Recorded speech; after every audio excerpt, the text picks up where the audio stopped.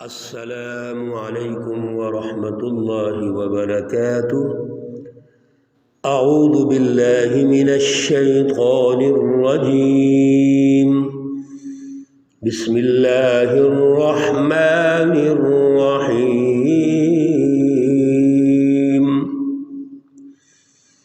من كان يريد الحياة الدنيا وزينتها نوفي إليهم أعمالهم فيها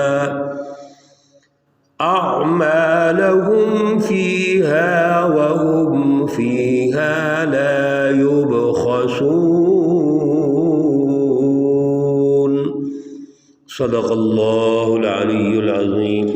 اللہم صل علی سیدنا ومولانا محمد النبی الأمی وعلى آلہ واصحابہ وبارک وسلم وصل علیہ۔ معزز بھائیوں اور بہنوں، آج جن آیات مقدسہ پر درس قرآن ہو رہا ہے، یہ آیات مقدسہ سورہ ہود سے ہے، پارہ نمبر 12 ہے، اور سورہ مقدسہ کا اور پارے کا رکوع نمبر 2 جاری ہے۔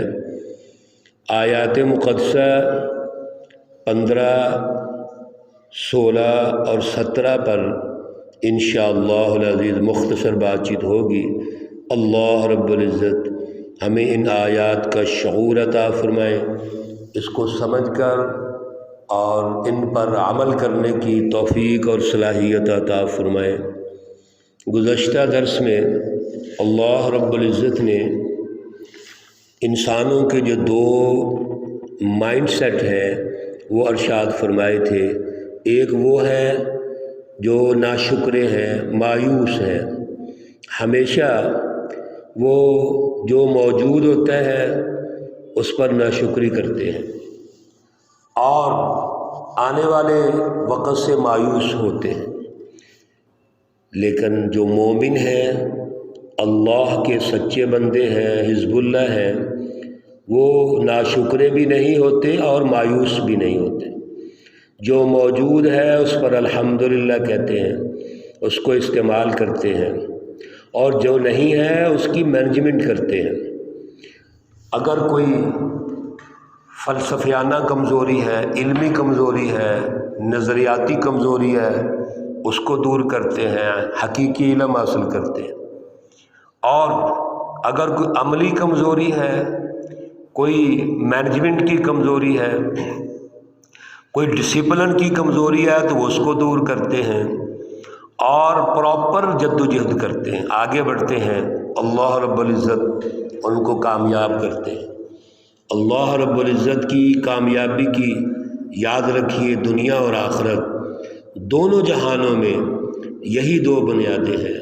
ایک درست علم، حقیقی علم کا شعور، اس کی پہچان اور اسی کی اشاعت، اسی پر سوسائٹی اور معاشرے کی تربیت۔ دوسرا، اس پر عملی جد و جہد، اس پر نظم و ضبط، ان قوانین کے مطابق باقاعدہ پراپر عمل۔ عامل الصالحات اسی کو کہتے ہیں۔ عامل الصالحات کا بعض اوقات ہم لفظ سے صرف نماز روزہ مراد لے لیتے ہیں، ایسی بات نہیں ہے۔ حقیقی علم، شعوری علم کے مطابق جو شعوری جد و جہد ہوتی ہے، جو آگے بڑھنے کی حکمت عملی اور پلاننگ ہوتی ہے، اصل میں وہ عامل الصالحات ہوتا ہے۔ اللہ رب العزت نے آج کی آیات مقدسہ میں سب سے پہلے تو یہ ارشاد فرما دیا کہ من کان یرید الحیات الدنیا وزینتہا۔ ایک بات یاد رکھیے اللہ کے بارے میں، ہمیں یہ کلیئر ہونا چاہیے، ہمارا ایمان ہونا چاہیے، اللہ کسی کی محنت کو ضائع نہیں کرتے۔ لیس للانسان الا ما سعی، سورۃ النجم ہے، 27واں پارہ ہے۔ اللہ کسی کی کوشش کو ضائع نہیں کرتے۔ اب جو بھی کوشش جیسی ہوگی اللہ اس کو اجر ضرور دیں گے۔ سوال یہ پیدا ہوتا ہے اس کوشش کے پیچھے سوچ کیا ہے، نیت کیا ہے، اس کوشش کے پیچھے فلسفی کیا ہے۔ اگر تو فلسفی، نیت، نظریہ، مقاصد، اہداف یہ ہے کہ ہم نے دنیا کے اندر بھی کامیاب ہونا ہے، آخرت میں بھی کامیاب ہونا ہے، ہم نے دنیا میں انسانیت کی خیر خواہی کرتے ہوئے اپنے لیے، پوری انسانیت کے لیے جد و جہد کرنی ہے اور دنیا میں کامیاب ہونا ہے اور اللہ کو بھی راضی کرنا ہے، رسول اللہ صلی اللہ علیہ وسلم کو بھی راضی کرنا ہے، تو اب یہ جو کامیابی ہوگی دنیا میں بھی ہوگی، ہر سٹیپس پہ ہوگی، دنیا میں، آخرت میں بھی ہوگی جو مرنے کے بعد کی زندگی ہے، اور وہ کامیاب زندگی ہوگی۔ اور اگر پیچھے فلسفہ ناقص ہے، جزوی اور انفرادی ہے، تو جزوی اور انفرادی کامیابی ہو جائے گی۔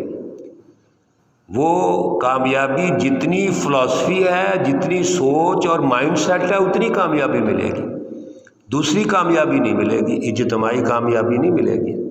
اس لیے مومن کی جو سوچ ہوتی ہے وہ اجتماع کی ہوتی ہے، وہ اللہ کی رضا کی ہوتی ہے، اس لیے مومن دنیا میں بھی کامیاب ہے، آخرت میں بھی کامیاب ہے۔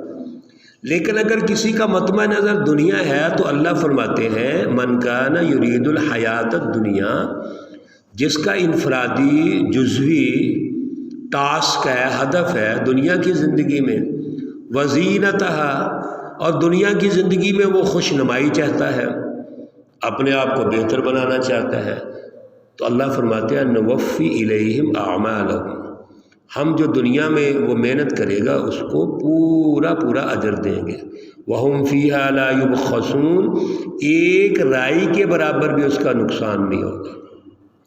یہی وجہ ہے آج محترم سامعین و سامعات، دنیا کے اندر جنہوں نے دنیا بنانے کے لیے کوشش کی، غور و فکر کیا، سائنس، ایجادات، ٹیکنالوجی کے ذریعے سے، وہ غیر مسلم ہو کے بھی آگے بڑھ گئے۔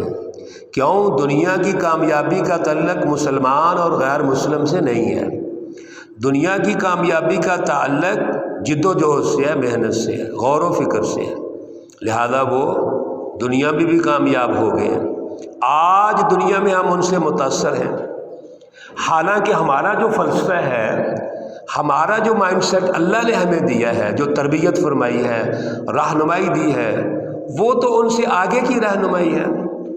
ہم نے وہ کامیابی جو دنیا میں انہوں نے کی ہے وہ بھی حاصل کرنی ہے، ہم نے بھی غور و فکر کرنا ہے، ہم نے بھی سائنس میں آگے بڑھنا ہے، ٹیکنالوجی میں آگے بڑھنا ہے، جدید ایجادات میں آگے بڑھنا ہے، دنیا میں اپنا سیاسی اور معاشی رعب قائم کرنا ہے، اپنا دبدبہ قائم کرنا ہے، اور اللہ کی رضا کے لیے کرنا ہے۔ تو جب ہم یہ سارا کچھ اللہ کی رضا کے لیے کریں گے تو دنیا میں بھی کامیابی، عزت، امامت، قیادت مسلمان جماعت کے پاس ہوگی، اور مرنے کے بعد بھی اللہ کے فرشتے، اللہ خود ہمارا استقبال فرمائیں گے۔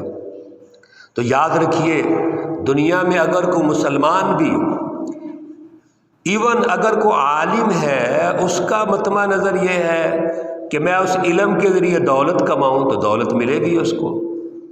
اگر کوئی ویسے غیر عالم ہے، غیر مسلم ہے، وہ جد و جہد کرتا ہے دولت کمانے کے لیے، عزت کمانے کے لیے وغیرہ وغیرہ، اس کو کامیابی مل جائے گی، اور اللہ فرماتے ہیں ہم اس کو ذرا بھی کمی نہیں کریں گے۔ لیکن یاد رکھیے یہ ساری کامیابی دنیا کی ہے۔ اولئک الذین لیس لہم فی الآخرۃ الا النار، جنہوں نے دنیا انفرادیت کی بنیاد پر، ذاتی اغراض کی بنیاد پر انہوں نے حاصل کی، دنیا میں تو کامیاب ہیں، آخرت میں ان کو کچھ حصہ نہیں ملے گا، آخرت کے اعتبار سے ان کے اعمال ضائع ہو جائیں گے۔ آج دنیا میں کتنی سائنس نے ترقی کی ہے، آج دنیا کے اندر سائنس گلوبل ویلج کے اعتبار سے اتنی ترقی کر گیا کہ دنیا ایک کمرے میں سمٹ گئی ہے، ہماری معلومات، ذرائع ابلاغ اتنے ترقی کر گئے کہ بہت آگے نکل گیا، علم بطور علم بہت آگے چلا گیا معلومات کے طور پہ، لیکن علم سے جو نور اور روشنی اور ہدایت دنیا میں پھیلنی چاہیے تھی انسانیت کے حق میں، کہ انسانیت ترقی کر گئی، وہ پیچھے رہ گئے۔ آج معلومات ترقی کر گئی ہیں، ہماری ذاتی اغراض ضرور ترقی کر گئی ہیں، لیکن انسان کی انسانیت پیچھے رہ گئی ہے، انسانی اقدار پیچھے رہ گئے ہیں۔ وجہ یہ ہے کہ اس کے پیچھے جو سوچ ہے وہ دنیا کی ہے، جبکہ یہ سوچ مومن کی نہیں ہوتی، یاد رکھیے۔ اللہ رب العزت آیت مقدسہ نمبر 17 میں بڑا واضح ارشاد فرماتے ہیں کہ آپ صلی اللہ علیہ وسلم خود افمن کان علی بینۃ من ربی، ہم نے آپ کو واضح دو ٹوک صاف ستھرا راستہ دے دیا اللہ کی طرف سے، جس پر آپ انسانوں کو رہنمائی دیتے ہیں، ان کی تربیت کرتے ہیں۔ وَيَتْلُوهُ شَاهِدٌ مِّنْهُ، اور وہ راستہ جو آپ کے پاس ہے، وَمِن قَبْلِهِ کتاب موسیٰ امام ورحمہ، تمام انبیاء علیہ السلام اور حضرت موسیٰ علیہ السلام کے پاس جو کتاب مقدس تورات تھی، وہ بھی اس دور کی لیڈر، امام، قائد اور رحمت، رہنمائی کی کتاب تھی۔ یعنی مجموعی طور پر یہاں تاریخی تسلسل کے اعتبار سے یہ بات سمجھ آ رہے ہیں اللہ تعالیٰ، اور ہم پہلے بھی تاریخی تسلسل کو عرض کرتے رہتے ہیں کہ اللہ تعالیٰ کی نبیوں نے جتنی جد و جہد کی ہے یہ تاریخی تسلسل سے ہے، یعنی ہر نبی کی جد و جہد پچھلے نبی کے ساتھ جڑی ہوئی ہے۔ حضور نبی اکرم صلی اللہ علیہ وسلم کی جد و جہد وہ پچھلے تمام انبیاء کے ساتھ جڑی ہوئی ہے۔ قرآن پاک مصدق ہے، تصدیق کرنے والا ہے پہلی کتابوں کی، صحائف کی، انبیاء کی۔ چنانچہ اللہ رب العزت نے نبی علیہ الصلوۃ والسلام اور دیگر انبیاء کو جو رہنمائی دی ہے وہ واضح ہے، وہ دو ٹوک ہے، وہ حقیقی اور سچی رہنمائی ہے، حقیقی اور سچا علم ہے۔ اسی کی بنا پر اولئک یؤمنون بی، یہ ایمان معتبر ہے۔ کوئی کسی دور میں، آج میں حیران ہوتا ہوں جب ہم مسلمان ہو کر یہ بات کرتے ہیں کہ آج کے دور میں کون سا اسلام قبول کریں، کون سا ایمان قبول کریں۔ بھائی، سارا ایمان کی بنیادیں، اسلام کی بنیادیں تاریخی تسلسل کے ساتھ انبیاء علیہ السلام میں موجود ہیں، کتاب مقدس قرآن میں موجود ہیں۔ ہم تو تشنہ ہے ہی نہیں، ہم تو پیاسے ہے ہی نہیں کسی اور کو دیکھیں۔ ہم نے علم، حقیقی اور سچے علم کی اگر پہچان کرنی ہے تو قرآن میں موجود ہے، صراط مستقیم کی پہچان کرنی ہے تو قرآن پاک میں موجود ہے۔ عملی نظام، اداروں کی تشکیل، سیاسی، معاشی، معاشرتی اور دیگر جتنے ادارے ہیں ان کی تشکیل کرنی ہے تو وہ قرآن پاک میں موجود ہے۔ ہم کیوں کسی کے پاس پیچھے جائیں گے؟ کیوں کسی کو ہم ایک پیاسے کی طرح دیکھیں گے؟ سارا کچھ ہماری پیاس یہ کتاب مقدس قرآن پاک بجھاتی ہے۔ کچھ کوشش تو کریں، حاصل تو کریں۔ ہم نے تو قرآن پاک کو برکت کے لیے رکھا ہوا ہے، کوئی 2-4 رکوع پڑھ لیے، کوئی فوت ہو گیا تو پڑھ لیا، کوئی اچھا ہم نے کام کرنا ہے، کاروبار کرنا ہے، اس کی برکت کے لیے پڑھ لیا، کوئی مکان بنا لیا تو پڑھ لیا، اور زیادہ سے زیادہ قسمیں اٹھا لی قرآن کی۔ قرآن پاک اس لیے تو نہیں۔ ماشاءاللہ آپ دروس میں سن رہے ہیں قرآن پاک کتنی رہنمائی دے رہا ہے، اس لیے اللہ رب العزت نے فرما دیا فَلَا تَكُنْ فِي مِرْيَةٍ مِّنْهُ، اس میں شک نہیں کرنا، ذرہ بر وسوسہ دل میں پیدا نہیں کرنا۔ اِنَّهُ الْحَقُّ مِن رَبِّكَ، یہ آپ کے رب کی طرف سے حق ہے، سچ ہے۔ وَلَكِنَّ أَكْثَرَ النَّاسِ لَا يُؤْمِنُونَ، یہ نقطہ اللہ نے خود ہی ارشاد فرما دیا، ابھی ہم ڈسکس کر رہے تھے۔ اکثر لوگ ایمان نہیں لاتے، ہمارا ایمان کمزور ہے، ہمیں شک ہے۔ ہم قرآن کے الفاظ اور اس کتاب مقدس پر یقیناً ایمان رکھتے ہیں، لیکن اداروں کی تشکیل، عملی مینجمنٹ، سیاست دیکھنی ہے، معیشت دیکھنی ہے، سائنس دیکھنی ہے، ہم دوسروں کی طرف دیکھتے ہیں۔ نہ بھائی محترم بہنوں اور بھائیوں، یہ کمزور ایمان سے نکلنا ہے، شک اور وسوسے سے نکلنا ہے۔ مکمل ایمان انہ الحق من ربک، اس پر ہمارا ایمان ہونا چاہیے۔ یقیناً دنیا میں بھی کامیابی، آخرت میں بھی کامیابی، پوری انسانیت کو کامیابی، حزب اللہ، اللہ کی جماعتوں کو کامیابی اللہ کی طرف سے آئے گی۔ اللہ ہمیں عمل کی توفیق عطا فرمائے۔ اللہ رب العزت تمام مرحومین و مرحومات کو جنت الفردوس میں اعلیٰ مقام عطا فرمائے، ان کے صغیر کبیرے گناہ معاف فرمائے، ان کی سیئات سے درگزر فرمائے، ان کی حسنات کو اپنی بارگاہ میں قبول و منظور فرمائے۔ اللہ رب العزت تمام بیماروں کو شفائے کاملہ عاجلہ مستمرہ عطا فرمائے۔ اللہ رب العزت رمضان المبارک کی برکات رحمتیں ہمیں عطا فرمائے۔ ربنا تقبل منا انک انت السمیع العلیم وتب علینا انک انت التواب الرحیم، وصلی اللہ تعالی علی النبی الأمی محمد وعلی آلہ واصحابہ اجمعین برحمتک یا ارحم الراحمین۔ السلام علیکم ورحمۃ اللہ وبرکاتہ۔